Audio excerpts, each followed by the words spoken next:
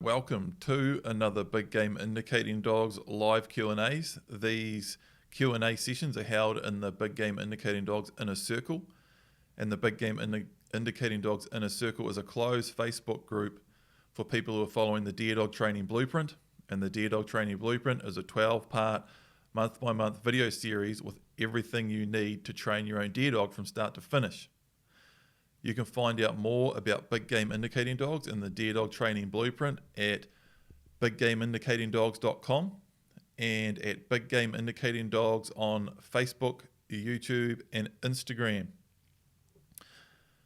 We've got quite a few questions here. This is, I was saying in the inner circle here before this public stream started, that I usually read these questions before I start a Q&A session, so I sort of know what I'm rolling into, but I forgot to, or I just went live before I meant to, and I was already live, and I didn't want to sit here for 20 minutes reading through all the questions before I started. So we're just ripping in. This is the first time I've read them.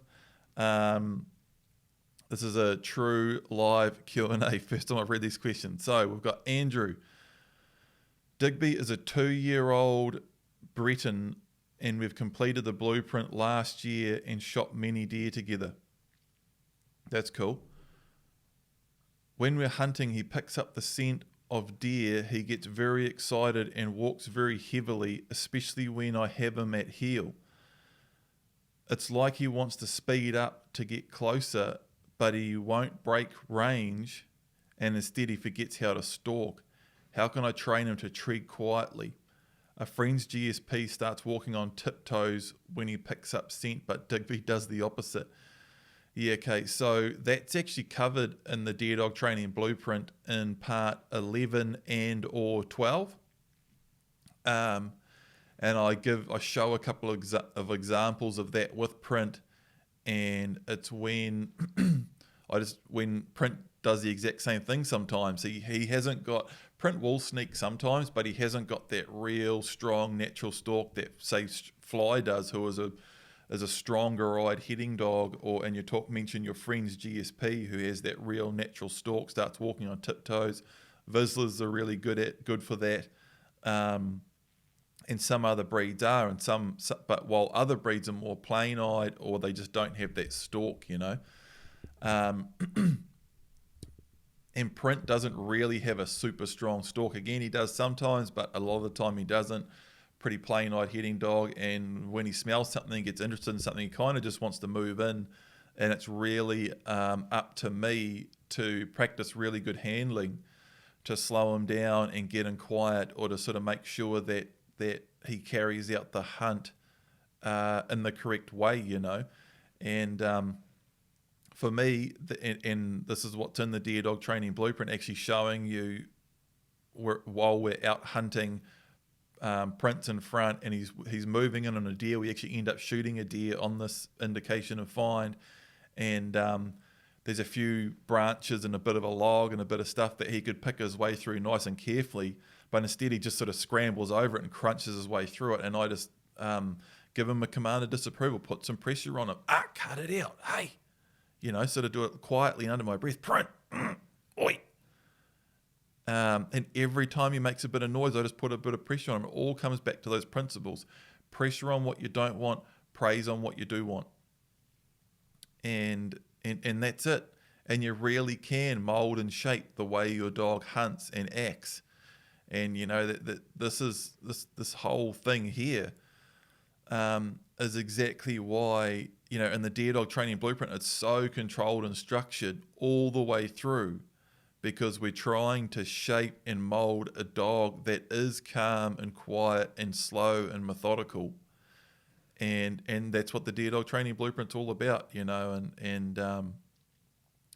that starts right from the moment we get our pup right through to while we're hunting, and then even while we're hunting, and kind of forever. We're always managing that.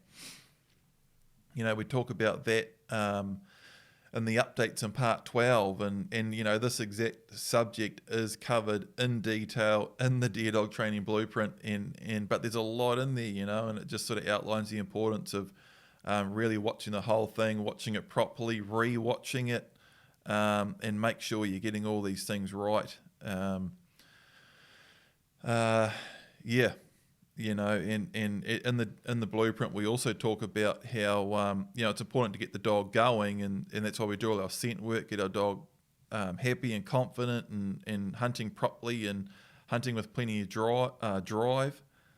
Make sure they know what to do, and then you can actually put quite a bit of pressure on them to get them to slow down and calm down without affecting their drive, once they're running properly.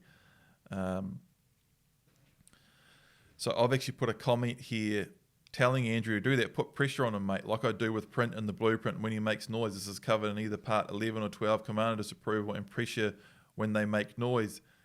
And Andrew's saying, I put pressure on him if he whines while waiting for me to take a shot, but it's a bit hard when it's just heavy footsteps that he's not even aware that he's doing.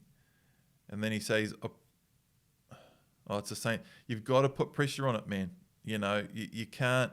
So you're saying it's a bit hard when it's just heavy footsteps that he's not even aware that he's doing. It's not hard. You just do it. Literally put pressure on what you don't want, praise on what you do want. If your dog's thumping around, you can't be ridiculous with it. You've got to give your dog. There's a give and take involved. But if you can see your dog's getting really absent-minded and just thumping his way through and scrambling over stuff and making loads of unnecessary noise, and you can see it in their body language and really watch and read your dog when, you can see when they're present and thinking about it, and you're in the back of their mind, and the hunt's in the back of their mind, and they're thinking properly and hunting properly and methodically the way you've trained them to. And you can see where they kind of just switch off and start waltzing around. I put pressure on that.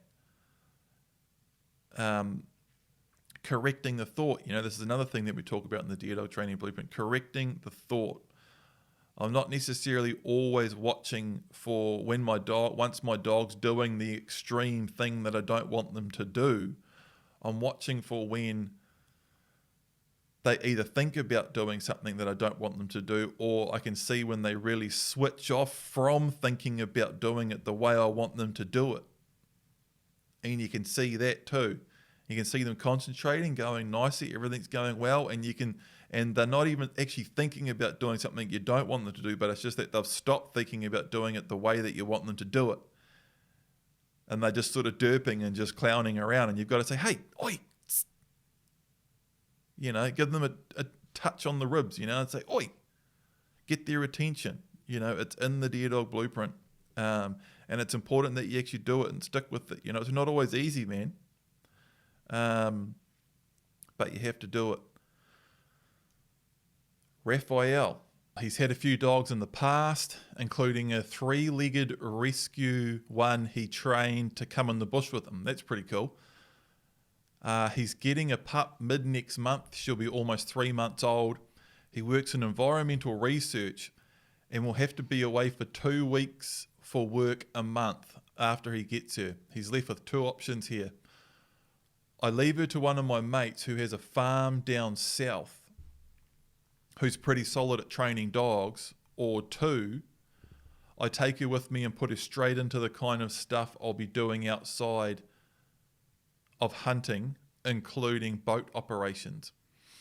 And he goes on to say, option 2 might put a lot of stress on the pup, as it includes flying in a crate, driving, boating, and being in a new house in a new environment too. Might make her confused about where she is and trying to figure that out instead of focusing and training only. Option 1 could teach her to have to listen and be in contact with someone else, and also farm dogs who are very well trained. Bit of a dilemma here. What do you reckon is the best? Cheers, Raf. I'm guessing Raphael, Raf for short. Yeah, so, man, that's kind of a 6 of one, half a dozen of the other, and it really depends on exactly what ends up happening in option 1 and option 2, If you leave her with your mate that has a farm down south who's pretty solid at training dogs, But and he might be really good at training dogs, but he might be really good at training farm dogs, and he lets his young lets all the dogs out of the kennel every day, including his young pups, and they have a massive big run around with the older dogs to be more confident and become part of the pack, and to have a good run every day, and that teaches her to run hard and focus on other dogs and focus on distractions and all these bad habits, that aren't bad to a hard running farm dog. That this good dog trainer has his own ideas and own system that he is used to putting into practice later on with his farm dogs.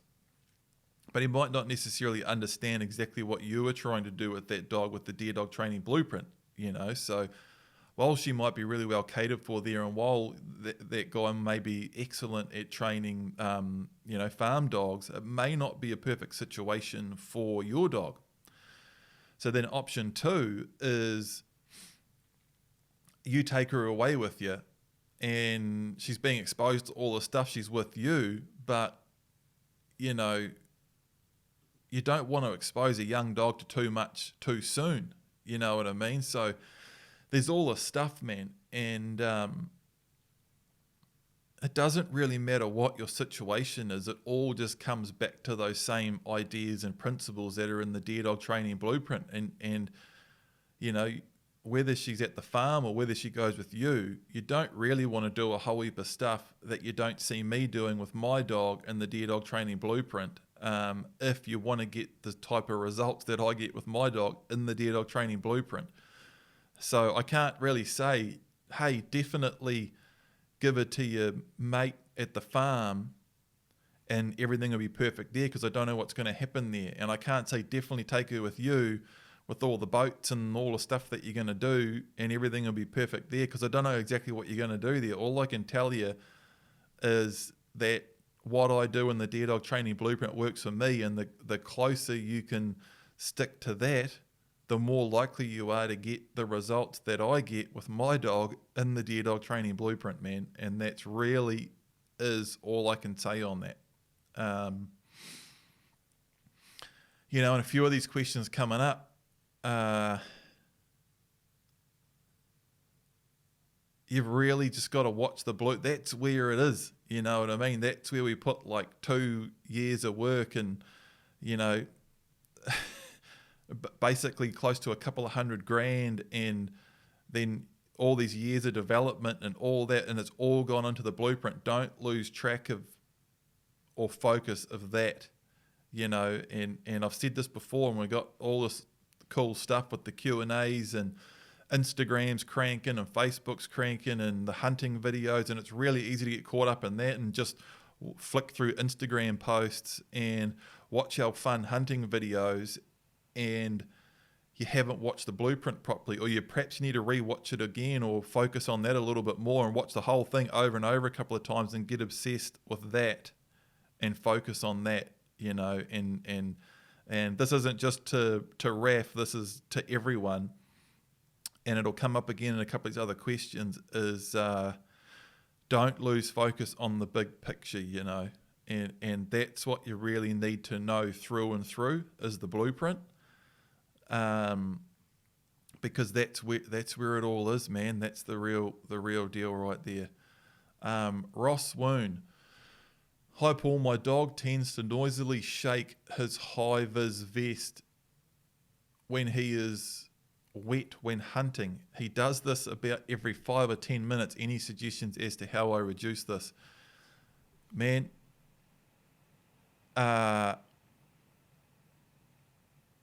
yep. There's loads of things I could say here, but the first thing I want to say is take the bloody thing off. If a dog's constantly shaking and it's pissing him off, take it off, and see how he goes. As long as you're moving, he should be all right. Shouldn't get too cold, and you should only need that vest back at camp. And you're probably, for keeping your dog happy and comfortable and warm, you're probably better off keeping his vest dry, back in the tent or back in the hut, and then having it dry to put on to sleep in at night. And while you're out hunting and moving around, he should be okay. But that would be the biggest thing for me, man. And that's one reason why I often don't have a collar on my dog. It's just one more thing to piss them off and for them to shake and muck around with, that'd be my first tip, man, would be A, take the bloody thing off. B, Print shakes his ears occasionally, and he sometimes does it at a inconvenient time when I wish he wasn't going to do it. He definitely doesn't do it every 5 or 10 minutes. But if he's doing it right behind me, I just grab his head. I just put my hand in the way. So if he goes to flap his ears, especially if it's at a wrong time and he's right next to me, I just put my hand on his head and he's trying to flap his ears, and his ears bang. As soon as he feels my hand touching him, he stops and he's like, what the hell? So I just cut it off at the pass, It's the same as that first question about the dog that doesn't walk quietly. Like, pressure on what you don't want, praise on what you do want. And it doesn't have to be much. There's always the minimum amount of pressure or praise required to get the job done. And for me, it's not even pressure, it's just cutting him off at the pass. When Print goes to flap his ears, if I can put my hand on his head, it just stops him and he forgets about it and we carry on. Take it off or try to stop him every single time. Andy, gunshot training in suburbia. I was wondering if using a stock whip would be okay as a training tool for gunshot training for my pup, as I live in suburbia and can't easily fire rifles around her. I don't know much about stock whips. I don't really use them. And I wouldn't through and through say no, definitely never ever use a stock whip to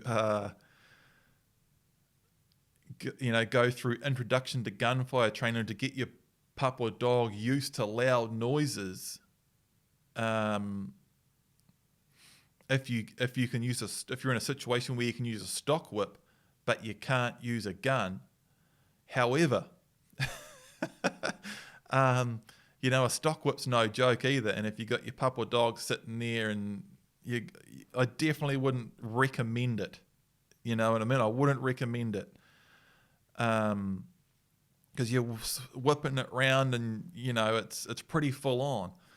But if you're 100% confident with a stock whip and you use them all the time and you're not going to accidentally hit your dog or something like that, and you can get right away from the dog and the dog stays on the stop, and you can crack the whip and use the same principles from introduction to gunfire that are in the Deer Dog Training Blueprint to get back away from your dog and safely use a stock whip and get your dog happy and confident while you crack a stock whip, you could intermittently use that for sure. However, I definitely wouldn't use it for doing things like training stop to the shot, and training at our different drills that we do with gunfire. You might maybe able to use it off and on here or there, but you're still going to have to get somewhere where you can do the gunfire training. And I think there's another question on this that someone's friend moved so they can no longer go to the farm to do the gunfire training. So what should I do? And it's like, I don't know, man, but you've got to do proper introduction to gunfire training with a dog, and you've got to get yourself in a situation where you can do it. You know what I mean? And drive out of town and drive up a road and start calling in to farmers and just say, hi, I'm in this situation where I'm training a dog. I need to do gunfire training. Is it okay if I, shoot in your front paddock? I doubt it would take that long to find someone that would let you fire a 22 or a rifle. You don't want to shoot animals, you don't want to hunt, you don't want to do anything, you're just going to shoot. You need a place to fire off a few rounds to train your dog. It's not going to be that hard in New Zealand or Australia or most normal countries to find a farmer that'll let you do that, and some of these things, you guys got to be proactive and sort it out, you know what I mean? It's and get yourself in the situation so you can do it properly. That's my advice. That's what I had to do. You know what I mean? I had to ask around when I'm making the blueprint, I'm filming it in the neighbours' paddocks, and I had to ask around, and some neighbours said no, and I found one that said yes, and that was it.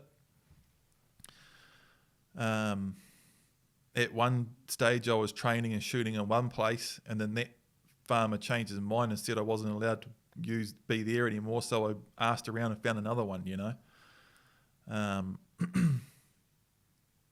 Anton, was the last Q&A post deleted, or am I tripping? No, you're not tripping. It was deleted. And I'm deleting them once I've done the Q&A.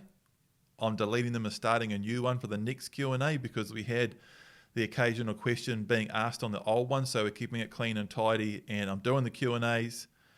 We're deleting the old posts and starting a new one. And I'm asking people to put the questions on the proper Q&A post, the big purple or pink Q&A post, or red, that's always at the top of the inner circle page. And I'll answer them there, because otherwise there's just questions all over the place. And the main thing is that I don't miss any. So we need to try to keep it all centralised in one place and keep it clean and tidy. Andy. Hi Paul, I'm 4 weeks into the blueprint with my German wire-hair pointer pup, 12 weeks. I mainly hunt with a bow these days. When I shoot an animal, I sit down for minimum 30 minutes, unless I see the deer go down within sight. So he's talking about, proper practice bow hunting, where you make a good shot and you give the animal 30 minutes to expire instead of following it up and spooking it and pushing it and all that sort of thing. And he's also saying, want to be able to sit down for long periods waiting for deer to feed into range. With this in mind, are there any particular areas of the blueprint in the months ahead that I should put particular emphasis on? So Andy, I would, it's a good point. It sounds cool. You were getting into bow hunting with your dog. So a couple of things I would do. I would just obviously, and in any case, I would just really hook in, like I was talking about before, watch the whole thing properly, watch it over and over, get into it as much as you can and get to know it as much as you can, and don't miss anything out, and just do it all properly and just hook into the blueprint itself, the video series, the blueprint. That's where it really all is. And after that, on top of that, couple of things for you. If you really wanted to do that, you're wanting your pup to be used to sitting and waiting for those long periods of time. I would incorporate that into your gunfire training, and even into your training drills and just day-to-day life.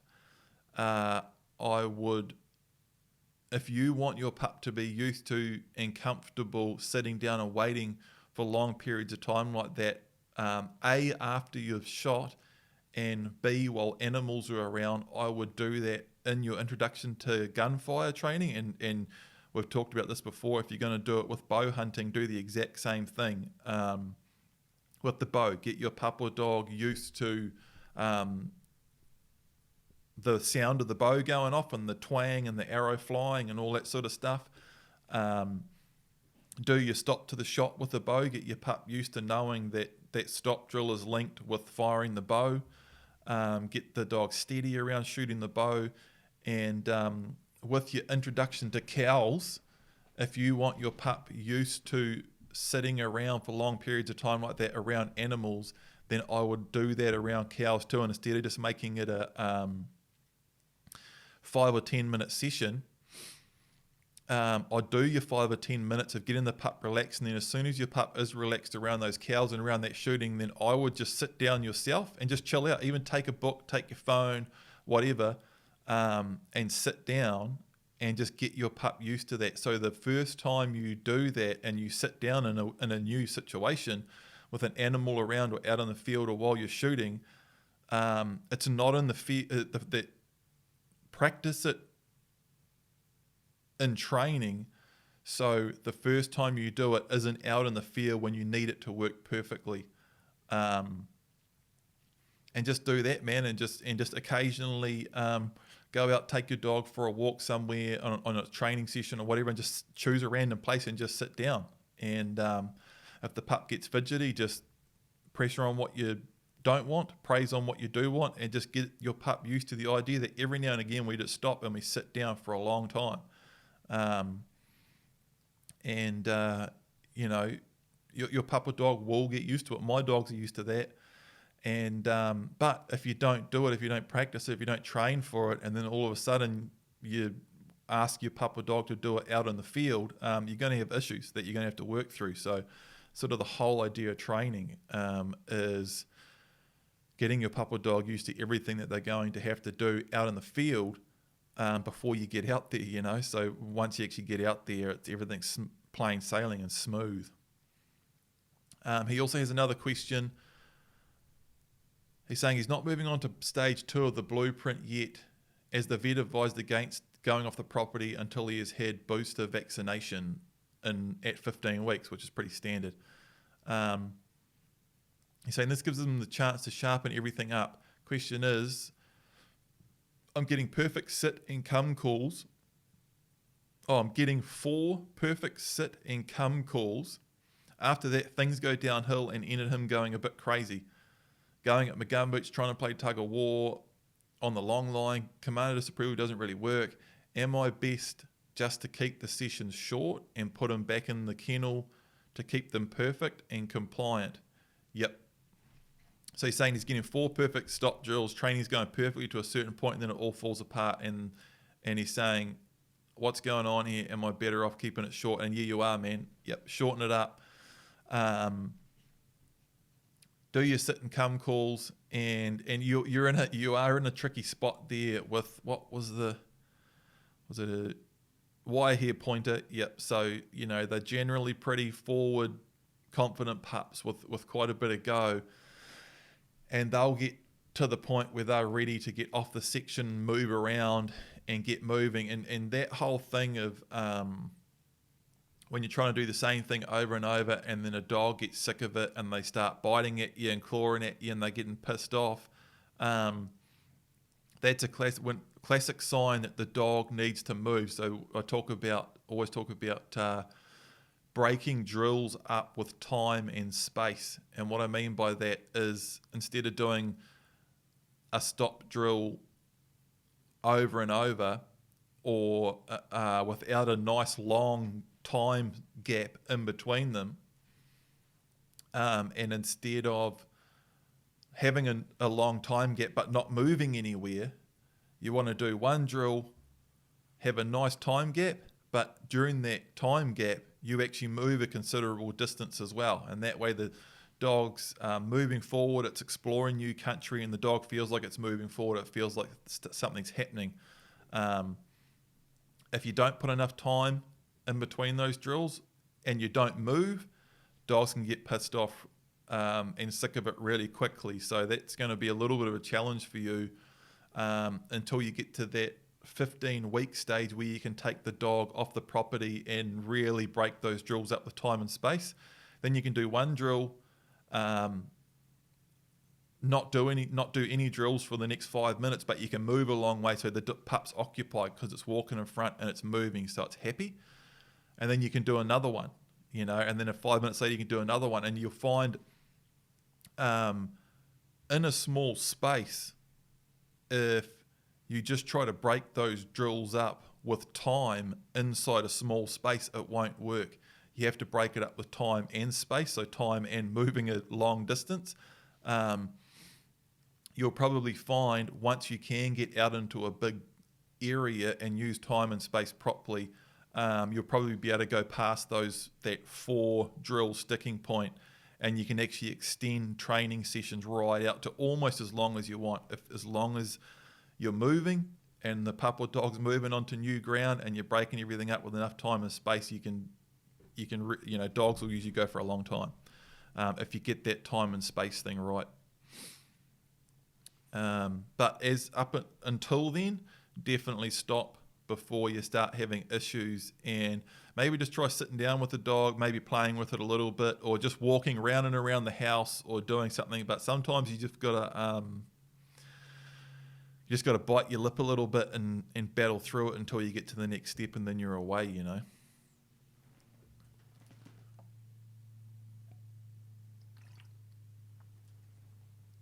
Marquin, hope I said that name right. We are on part 8. My 11-month-old dog's range is good when we run general drills. But when we do scent work, he will always push his range 1 or 2 meters out of range and get super keen. I turn him with command of disapproval, but I feel like I'm doing it too much. Tips and advice. 2 big things stand out there. One is 1 or 2 meters out of range is not much, man. And I get this a bit, and I see it a bit.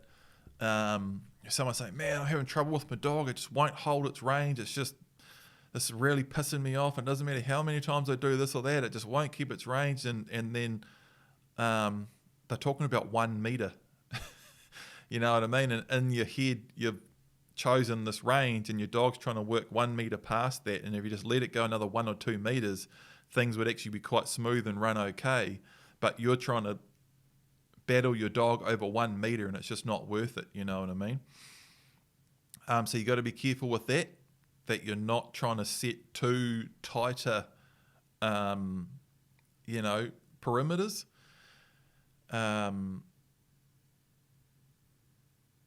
And yeah, is 1 or 2 meters a huge deal? You know, the dog can't tell much between 3 and 4 meters, or even 3 and 5 sometimes. You know, so maybe think about that. Trying to give your pup or dog a little bit of leeway, particularly when you're doing new things like scent work, that you're not asking too much. The other thing you're saying is, I turn him with the command of disapproval, but I feel like I'm doing it too much. At 11 months old, if your pup or dog's going out of range, you should be using non-communicative turns, which is all in the blueprint. I think non-communicative turns kick in part 7 or 8, and they're huge. And if those non-communicative turns are huge, man. And if you're always giving command of disapproval, like your dog goes out of range and you go, and then turn, and then it turn around again and go forward, and then and then you turn, your dog's free to keep pulling out of range until it hears that command of disapproval, and you're telling it every time before you turn. So the dog will continue going out of range because it knows that you're going to tell it before you turn. As soon as you start doing those non-communicative turns, now the dog has to watch you. The only way the dog can avoid those turns, once they're non-communicative, is by keeping an eye on you and staying inside its range. Very, very, very important. So that's another tip there.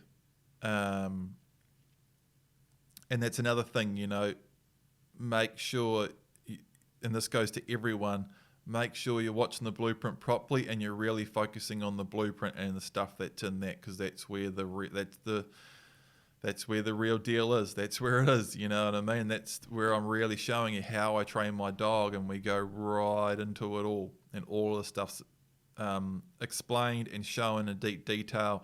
There's a lot there. There's a lot to watch. It takes a lot to take it all in, and it's very easy to sort of watch it once or twice, and then start training, and you're just like working with your dog, and you start running into problems, and then you just look at Facebook and Instagram and ask a question in a Q&A, but really you need to go back and make sure that you've watched the blueprint properly and you're doing everything right that's in that, and you watched far enough forward and all that sort of stuff. Catherine, we have a 10-month-old male D6 GSP and are up to part 6 of the blueprint. We have noticed that Banjo has started to whinge and bark when we are not home. We have noticed this on our return at the end of the day. We are not sure how much he is doing this during the day, but obviously want it to stop. He is happy in his run at night and when we are home. We are on acreage, so do not have neighbours right next door. When we hear it on arriving home, he gets commanded disapproval and after a few commands generally stops. What suggestion do you have as to how to manage this when we are not home? We do have access to an e-collar, but would rather not use it if possible. So how do you manage something when you're not there with the dog? The answer to that is you can't. You can't train a dog to not do something if it has access to be able to do it while you're not there, and that's why it's so important to get everything set up properly while you're around, and I don't know, you say, we've noticed Banjo has started to whinge and bark when we're not home. Then you say, we've noticed this on our return home. We're not sure how much he's doing it during the day, but obviously want it to stop. So it kind of sounds like you're not sure if he's actually doing it while you're not there. It sounds like all you're really sure of is that Banjo's whining a bit when you get home, and so I don't know if he's... My dogs whine a little bit sometimes when I get home, especially if they've been in the kennel a while and they're excited to see me. They'll whine a bit and I'll say, cut it out, and I'll never let them out while they're whining. If they're whining and jumping around all excited, I'll pull in and I'll say, cut it out, command and disapproval. And if I walk up to the kennel and they're bouncing and whining, I'll say, oi, sit down. And I make them sit and wait quiet. And as soon as they're quiet, then I let them out. So they know they don't get to come out of the kennel until they're quiet. And it sounds like it might just be that. It might just be your dog may be good. If you've never heard it whining while you're there and no one's told you it's barking or whining while you're there, how do you know it's barking and whining while you're not there? All you know is that it's barking and whining when you get back. And if you give a couple of commands of disapproval, don't let it out until it's quiet. It doesn't sound like there's a huge issue there to me. It would be different if neighbours are saying, hey, your dog's going nuts all day. I don't know, but if it's good while you're around, I doubt it is. And it's probably just hears you come home and it's excited to be let out. I don't know, just sort of thinking out loud. Taryn, hi Paul and fellow members, we have a 10-month-old heading dog just about to head into part 9. He's naturally scared dog and has taken a lot of work to get him comfortable with any noises. So we're still working on shooting over him. Unfortunately, our mate has moved down south, so we are stuck with nowhere to shoot over him as we live in town. We can't do it at our local gun range as no dogs are allowed. What have others done that have no access to private farmland? So Ross says buy a starter pistol, which is as loud as a 22. That's a good idea. That's a really good idea to be able to get a bit done around town. You've got your clapper and a starter pistol. And I've already spoken about this. My recommendation there, and it's just what I've done, is go for a drive out into the country, find a nice quiet road, find some nice farmland with some good looking areas with paddocks away from the house that may be a little bit closer to the road. They're not close to bush areas and cattle and things like that. And calling at some farmers, and just if you present yourself well and you're polite, and just be 100% honest and say, hi, I live in town, I'm training my dog, I'm responsible and got my firearms license, and my dog's really well trained and it's got all its shots, and I just need somewhere to be able to fire a few shots with my dog. Occasionally, one farmer might say no, 3 or 4 might say no, but if you keep asking, someone will let you, guarantee it. That's my recommendation there. Carl Harrison, I have a red hind trip to Scotland early in January 2020. My German Waihi pointer will be roughly 8 months old. Will this be an ideal trip for an experience rather than working? I've read this question about 3 or 4 times and I really have no idea what's going on here. I know a red hind trip, I'm guessing you're hunting red hinds, and your pup will be 8 months old. I don't know what you mean by will this be a good trip for an experience rather than working.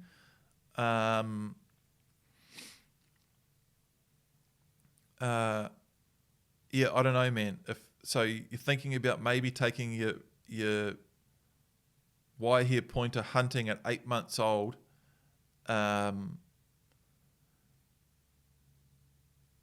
It's pretty young. Even if everything's perfect, it's pretty young. It just comes back to the principles, man.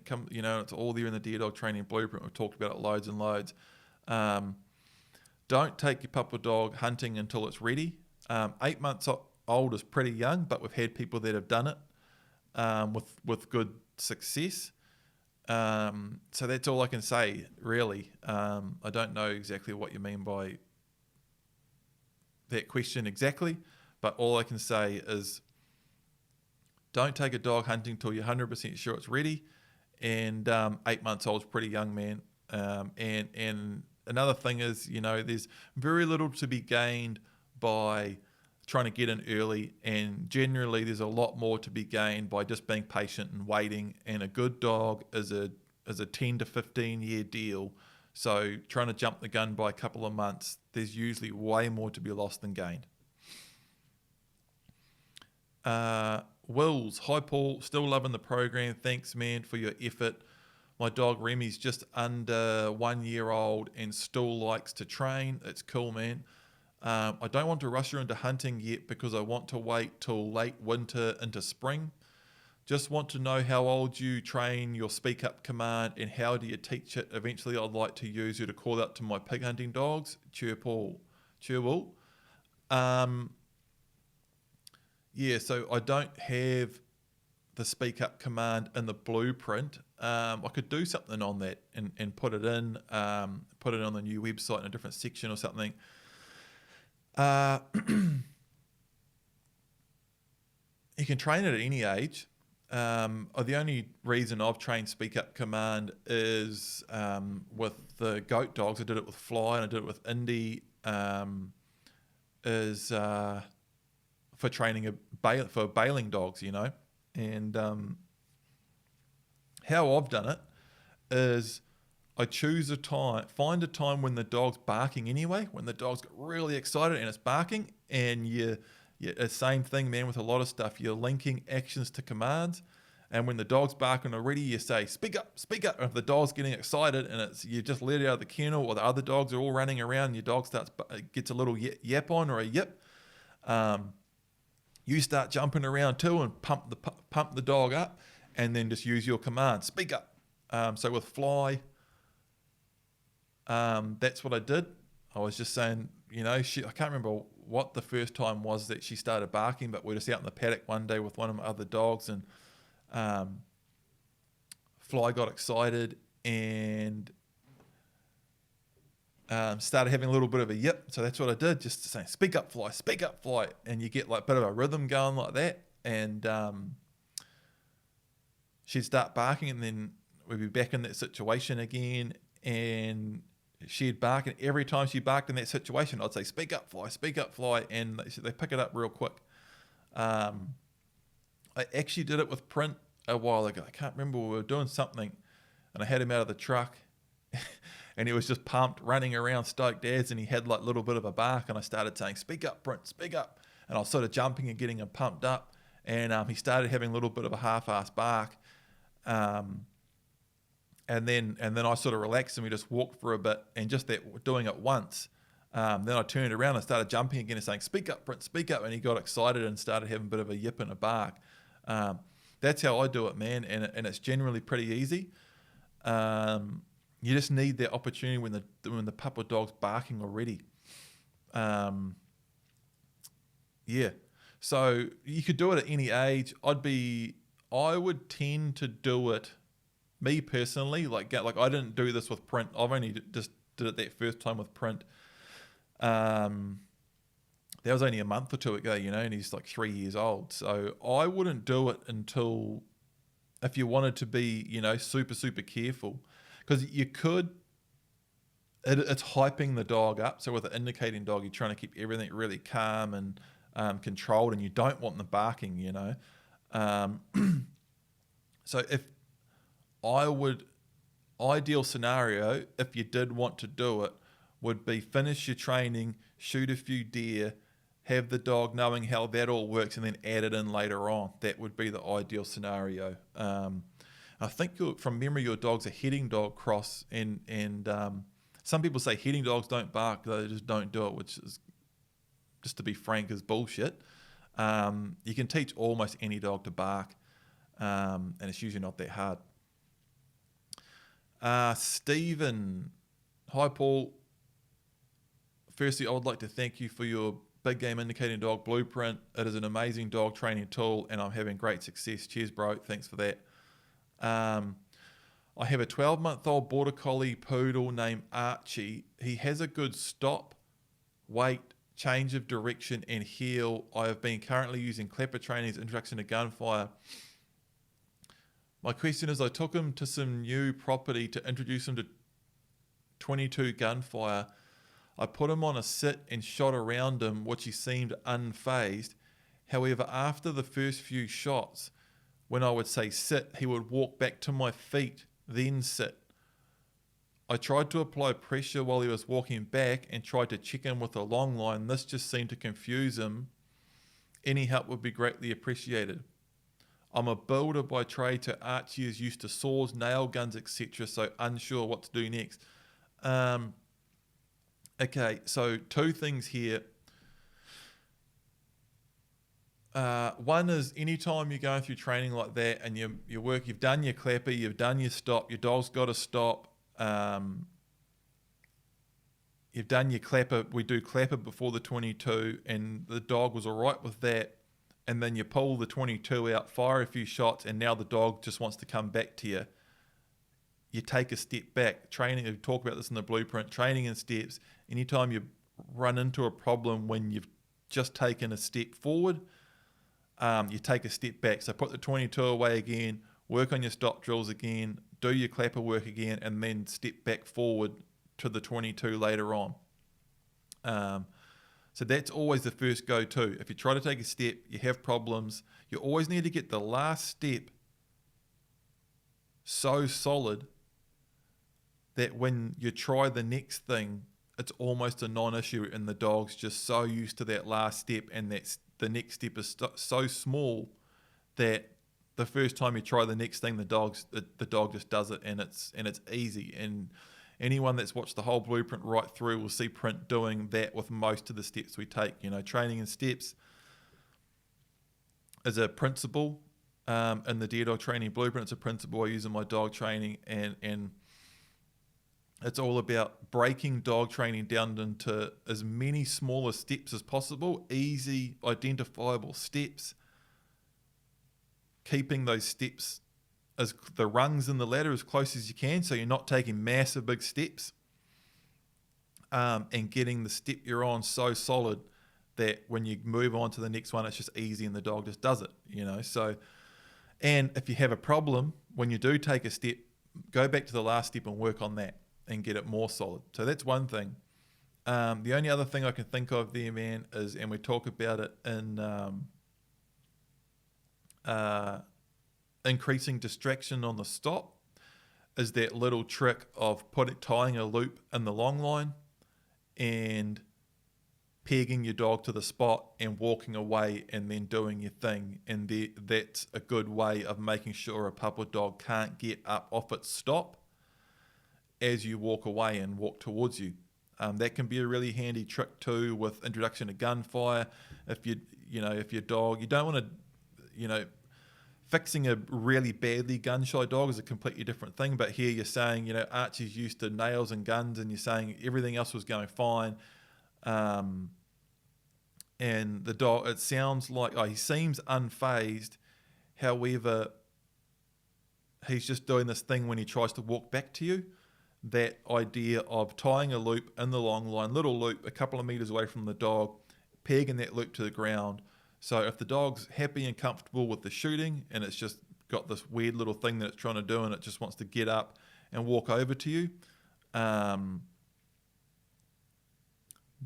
peg just eliminates that whole issue, and it just stops the dog from walking towards you, and then you can keep doing what you're doing, firing a couple of shots using all of the same principles out of introduction to gunfire in the blueprint, so the relaxed body language and no eye contact and all of that stuff. So you're still doing it all properly. You're just using that pegging the dog to the spot as just a little tool in the kit to keep moving forward. Those two things there, man, would either be take a step back, get your other stuff more solid, or use that peg trick. Let us know how you get on with that. Kim.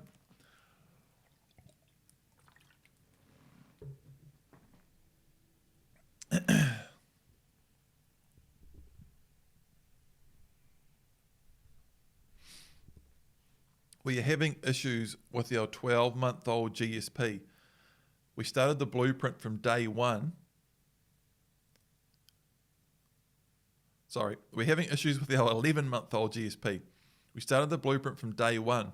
We were progressing slowly, but going relatively well until roughly 6 weeks ago when we had to go away for a week, forcing us to put him into kennel. Since coming home, he seems different, is scatty, inability to focus, especially on us, wants to run off, chase anything and everything all the time, and will not listen to the basic sit or come here commands. He is also very bad at tugging on the long line, forcing it to hold on to it so he doesn't run away. If he does, it takes 20 minutes of calling for him to come back. No amount of pressure or praise makes any difference. Do you have any suggestions for us? We have gone back to basics but had little to no improvement so far. Cheers, Kim. Okay. 11-month-old. We've gone back to basics. Basics isn't going to fix this. You know, and I don't know what's happened. Look, it does. If everything was perfect, if everything was good, 1 week at a kennels, and then if I don't care what they do there, if after 1 week of doing all the craziest stuff in the world, and you bring your dog back, and you've been doing everything right before it went away, and now you're doing everything right when it comes back, 1 week of doing anything isn't going to cause what you're talking about here. It's just not. And there's a couple of, like, he is very bad at tugging on the long line, forcing us to hold on to it so he doesn't run away. If he does, it takes 20 minutes of calling for him to come back.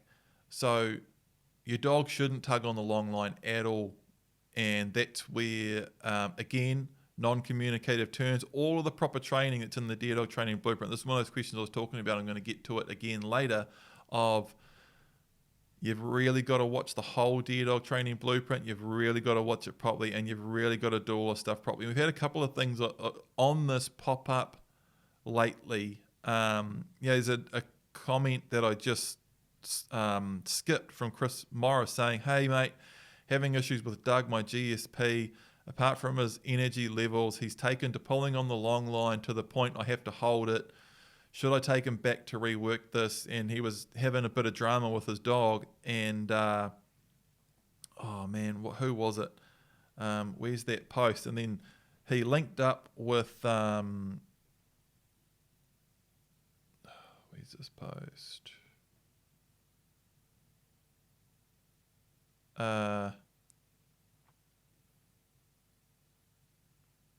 Someone from the inner circle.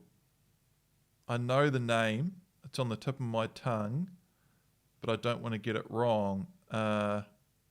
Nathan Field. Good bastard. So Chris was having issues with his dog.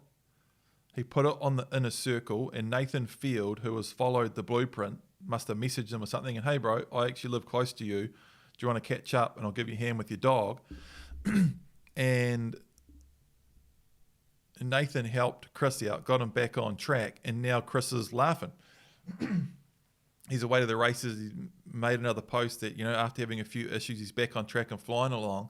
And even in his post, he said that he just wasn't doing a few of the basic things from the blueprint correctly, and he was having all these issues, And it's funny because it's the exact same thing. There's the exact same telltale signs of pulling on the long line, no focus on us, and that's all using the long line incorrectly.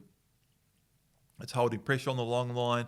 It's not keeping slack on the long line. There's a free video on Big Game Indicating Dogs YouTube channel about that, about training range. And you've got to keep that slack out of the long line. It's very, very important. And you've got to use non-communicative training in turns. An 11-month-old dog, you're right into that meat and potatoes of the blueprint, which is part 7, 8, 9, where you're doing all of that advanced stuff. And Kim's saying we've gone back to basics but had little to no improvement, and it's because basics won't fix it, and basics won't train a dog, and it's all in those finer details. There's a lot to it, and you've got to get it all right, and it's all in the blueprint, and that's what I mean. Don't get distracted by all the fluff on the outside. Don't get distracted by Instagram and the inner circle and these Q&As and all of that. It's all awesome stuff, but the real main attraction is the blueprint, and it's all in there. So Kim, have a really good watch of part 7 and 8 and even 9, and see if you pick anything up there. I guarantee you will. And come back to us, let us know how you go. Conrad, having trouble with the stop command. My 16-week-old pup is good out in front and will stop to the command, but way too slow on the sit, like she does it in slow motion. She knows what she's supposed to do and has a real solid stay once sitting. Any extra tips to sharpen this up other than standing on the long line half a second after the command? Yep, so Conrad, this is something I've spoken. This is a relatively common question.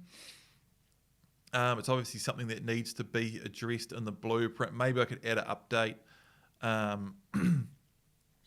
But I had the same thing with Print, man, and your dog's 16 weeks old, and I had the exact same thing with Print.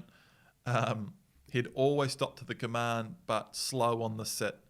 And over went through a period of several weeks where I'd be walking along, happy as Larry, and I'd say, Print, sit. And he'd stop and look back at me, wouldn't sit down, and I'd have to bite my lip, stay calm and relaxed, calmly step in, gently push his bum down, step back, do my sit drill, and over, man. And he'd even I'd say, Print, sit, and he'd stop, look back at me, half thinking about sitting, and I'd just gently step in and push it. Some dogs, it takes a little bit of time to link some of these things together.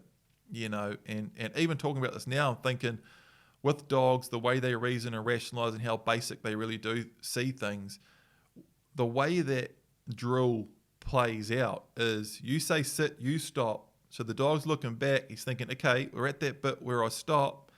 I'm waiting for him to step in and push my bum down because that's the bit where I'm supposed to sit. And so they're waiting for that, and then so they wait for you to step in and push their bum down, and it's not. It can take some dogs a long time to think. Well, hang on, that bit's coming up, so I'll just sit down now, and now you've got a proper sitting stop. I don't know if that made sense, but it's just that's how basic dogs can be sometimes. He's probably thinking, I'm not supposed to sit until he steps in and push my bum down, and it can take a while for the penny to drop and the dog to start sitting on that command. So 16 weeks old, pretty young, and some of these things just take time, and it's really important to just stay really calm and relaxed. If your dog's stopping to the command, that's great. Stay calm, relax, step in, gently push their bum down, give them a pat for sitting, step back, do your stop drill properly, move around, wait, separate, praise and release, do all that stuff that's in the blueprint, and just carry on. And I guarantee your dog will come on in time. You know what I mean? And one day, that's what it was like with Print. Did it over and over and over. And one day I said, Print, sit. And he just stopped and sat down. And then the next time he did the same thing and he was away. But it can be quite frustrating. And it's really important that you just stay calm and relax and just keep going through. Just keep rinse and repeat, man. Rinse and repeat. Rob, hey, I have a question regarding exercise. Exercising at GSP Lab. Any tips on exercise Outside of training, that doesn't give him too much freedom to roam and do his own thing. He has heaps of energy and quite hard to train, is still full of energy, much appreciated. I'd love to know how old your dog is and what part of the blueprint you're on. And this is in the blueprint too. Basically, freedom session, how to exercise your dog without teaching the bad habit. Freedom session in a dog-proof area. If you've got a dog-proof section, just leave your dog out to cruise around in that on its own. Keep a bit of an eye out the window. Make sure it's not starting to dig holes and destroy stuff, or chasing the neighbour's dog up and down the fence, or barking at people out front, or doing anything crazy. Keep an eye on it, and just give the dog a bit of freedom in a safe dog-proof area. And really, the next best thing after that is just what I was talking about at the beginning, earlier on in this Q&A, is extending those training sessions out. Bigger gaps between drills, and just walking with the dog on the long line and keeping it within range and just covering ground. Time and space, man. Dogs just love to get out and move and sniff around and explore, and you can just go for big, long walking sessions. That really is the two best things. One other thing, and we're actually going to do some work on this soon for the Palmico Dog Guide, is showing you how to train a dog to run on a treadmill. That can be another really good one too. Ben, Zaya is about 10 weeks, so still in the second week of the blueprint. She's been kenneled during the day and crated in the laundry at night. We get through the whole night without too much trouble, and she's off and on during the day. We've got to the point by ignoring her whines and barks and only engaging when she's quiet. It's perfect, man. She generally barks and carries on for about 5 to 10 minutes, can be more when she gets put in the kennel or crate, and that's about it. At what point do I wind the pressure up and really start to cut it out? He's talking about the command of disapproval, to stop this and get her to the next level. I don't want to be too hard on her too early, but I don't want her getting away with stuff either. Thanks, Paul, for the great training videos and this platform. Cheers, man. You can do it now, like in the Palmico Dog Guide. I show you doing it with Miko early on. It's that same pressure and praise principle, the minimum amount of pressure or praise required to get the job done. And I was doing it with Miko when she was 8 weeks old, very first started crate training, and I've first couple of times put her in the crate and walking away, and she's not really thinking, she's not really looking around, she's just whining, and just, a stomp of the foot and a command of disapproval, and she'd just be whining and then snap her out of it, and she'd sit there looking at you, and then right when she's about to start again, right when she opens her mouth to go again, and she'd go, oh, okay, maybe I'm not meant to do that,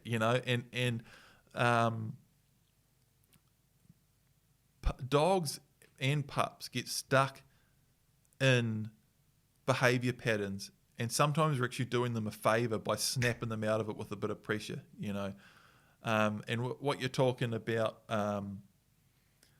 that we get through the whole night without too much trouble, and we've got to this point by ignoring her whines and barks and only engaging when she's quiet. So that's great.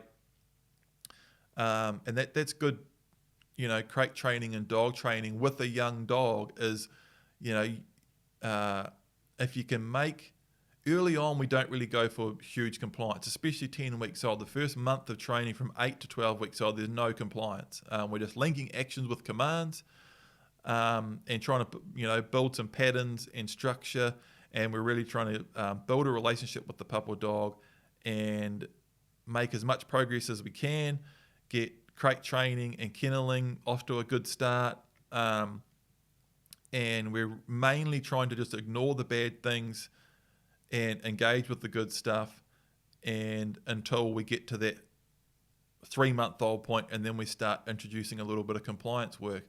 But with the crate training, you're saying so far you're just ignoring the bad stuff and engaging when she's quiet. You can, like I say, we do it in the Palmiko Dog Guide. You can introduce that snap out of it command at 10 weeks old. Don't go crazy. Don't go over a stomp of the foot and when a pup's barking or whining in the kennel, really can to snap them out of it. They sit there and think about it. You repeat it if they start again, and quite often they'll just sort of have a bit of a wriggle and walk around a couple of circles and lay down and go to sleep, you know. So you can try that. And that's our last question. So thanks for joining us.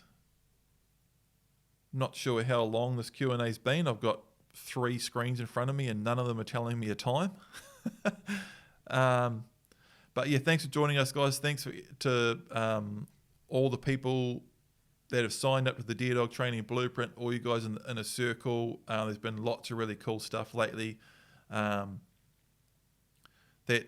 That story, how Nathan helped Chris out, that's pretty awesome. And that's the whole idea of the inner circle and the blueprint and the whole community.